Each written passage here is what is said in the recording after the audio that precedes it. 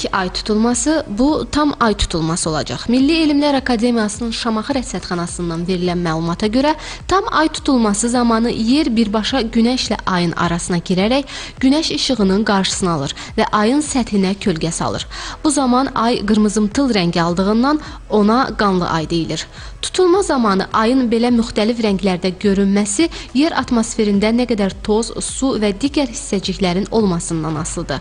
Temperatur və rütubət də buna öz təsirini göstərir.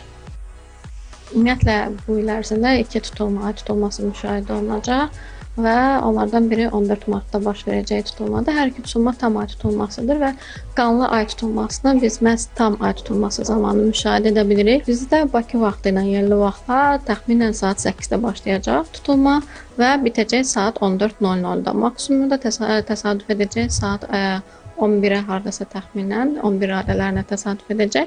Yəni ortalama olaraq 6 saat davam edəcək. Yəni tam tutulmanın müddəti isə ay tutulmasını 105 dəqiqəyə qədər çəkə bilər.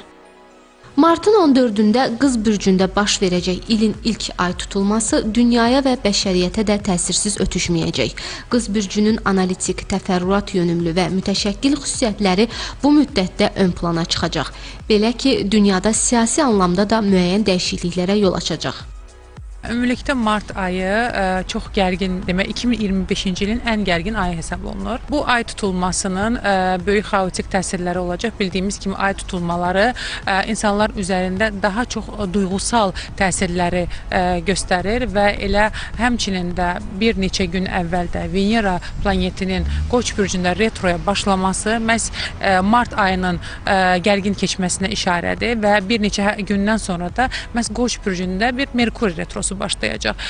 İki önəmli planetin mart ayında retro Qoç bürcündə olacaq retro hərəkəti, həmçinin də Qız bürcündə olan bu qanlı ay tutulması ümumilikdə mart ayında insanlar üzərində neqativ təsirlər olacaq. Bu nadir hadisə ən yaxşı Şimali və Cənubi Amerikada görünəcək. Ümumilikdə tam tutulma hadisəsi Sakit Okean, Amerika, Qərbi Avropa, Qərbi Afrikada müşahidə olunacaq. Bu tutulma zamanı ay üfüqdən aşağıda olduğu üçün Azərbaycandan müşahidə edilməyəcək. Gülnar Elqarqızı, Novruz Kazımov, Zaur Həşimov, Telesəhər.